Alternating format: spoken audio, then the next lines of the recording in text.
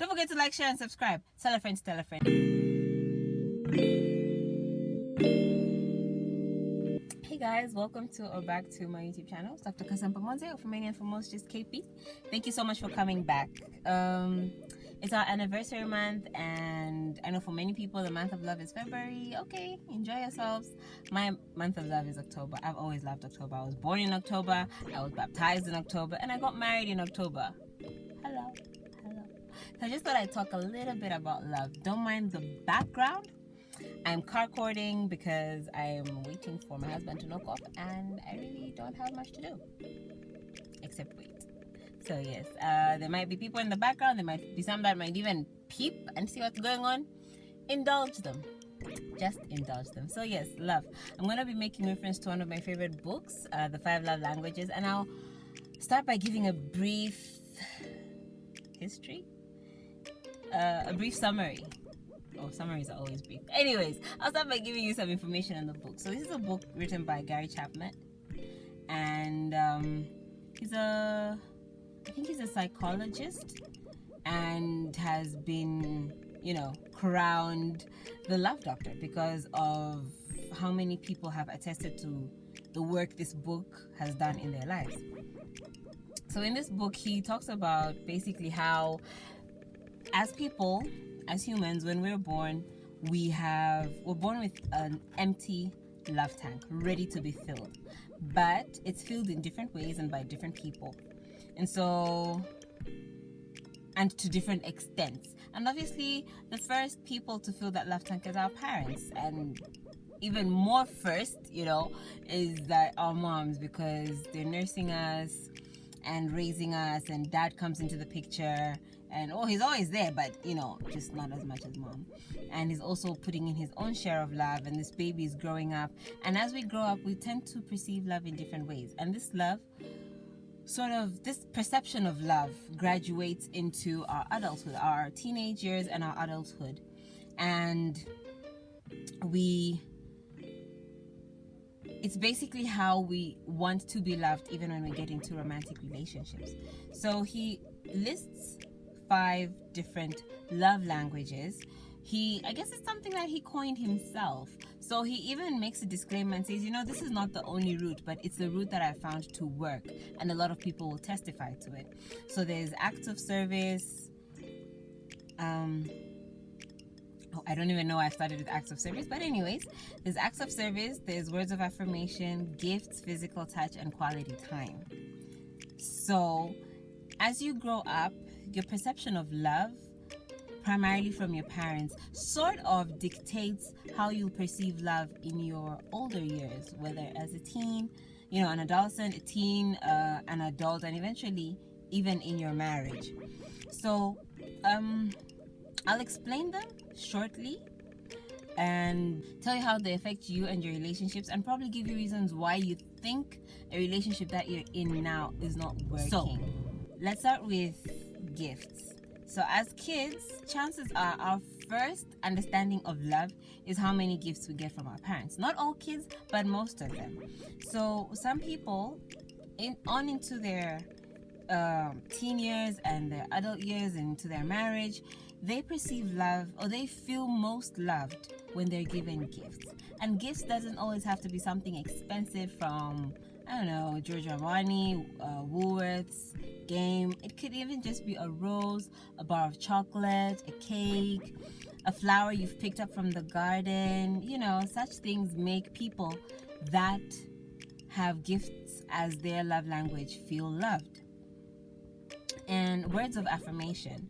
It's another love language that is very common in childhood. Good boy, well done, awesome, you're doing great, that's my girl. Children hear these things so often as they're growing up, and so it tends to, for them, that's what it means to be loved. And when you get into your adult years, you want a person that's complimenting you, a person that reminds you how much they love you, and a person that praises your efforts. That for you is love. So the third love language, acts of service. So some people in childhood, it's rare, I think, not only from the book, but just my study of different people from from the side, not really going deep into research, is that kids don't really respond to acts of service, but they do. There's some that do. You help them tie their shoelaces, you help them do their homework, you carry something heavy for them or with them, and this tends to graduate even into adulthood. So they all graduate into adulthood in a different way. And so when you're older, you want a person that's helping you with your groceries. If you're married, you want somebody that's helping you clean up the house. He's picking up after himself, or she's picking up after herself, or she's cooking for you. You want someone that's going to do stuff for you and with you, and you feel loved in that manner. Quality time is really what it is, spending time with people. So for most actually, in childhood, this is more pronounced in broken homes. So a child will value the time they spend with their parents so much, such that when they get older, if they feel like their significant other is not spending time with them, then it's something big. You want someone that's there with you. You take walks, you go on dates, you have picnics. Sometimes you just sit in a room together and just have a wonderful time. Watch a movie, play cards, play country game, play anything in the world, just as long as you're in the moment with that person and spending the time in a qualitable manner. And the last but not the least is physical touch. So for a person like me, I respond pretty well to physical touch because my dad and my mom gave me lots of hugs and kisses as a child, especially my dad. He's all about hugs. And there's so many other ways. A pat on the back, locking arms, holding hands. That translates so well for people who have physical touch as a love language. And unfortunately, you will get into relationships and people start to think that they're unloved by their significant others, primarily because these people don't know you, or they haven't gotten enough time to learn your love language. And if you don't say it outrightly, then chances are you'll never feel appreciated. Some people are smart. They pick it up and they're like, this girl loves gifts. I'm going to get her gifts. She loves it when I get her gifts.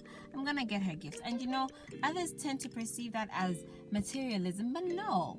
She just wants gifts, man. Like, she really just loves gifts. Like, don't do anything else. Just get her a rose today. Get her a bar of chocolate tomorrow. Give her perfume on her birthday. Get her clothes. Get her heels. Don't wait for a special occasion in order to show her or him how much you love them.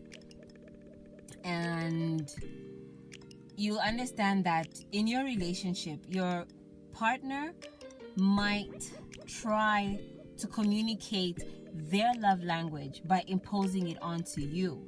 And so that miscommunication makes people draw from each other. The smart ones draw closer because they think, wait, she likes this, maybe let me do that to her. Or wait, he appreciates this, let me do it for him. But others would tend to think, oh, she just wants me to be buying her gifts, so like, what, I'm out of here. Or he just wants me to be doing his laundry, or just wants me to be washing or cooking for him, so I'm out of here. But then you're not taking time to understand that this is what the other person appreciates. So take it from me today. I don't want to make this video any longer than it's already seeming. Take time to read the book first. I have it in PDF, so you can text me, I'll send it to you. You can download it. There's a lot of links that are free, and you can also buy it. Support the publisher, support the author. Your choice. Read the book, take time to understand it, and take time to ask your partner, like, hey, have you read this book? If they haven't, you can explain it to them. If they have, awesome. Explain the concept to them, explain to them your love language, and ask them what their love language is. That way you're really taking off like 50% of the burden of making your relationship work. And that's 50% by my standards. There's so many other, factors that are necessary for a relationship to work. I hope you've enjoyed this video. I'm going to talk more about the love languages. I'm going to talk a lot about love and about relationships. So stay tuned and I'll see you in the next video. Don't forget to like, share, and subscribe. Tell a friend to tell a friend. And thank you so much to my old subscribers and new subscribers. Okay, I'm out. Bye.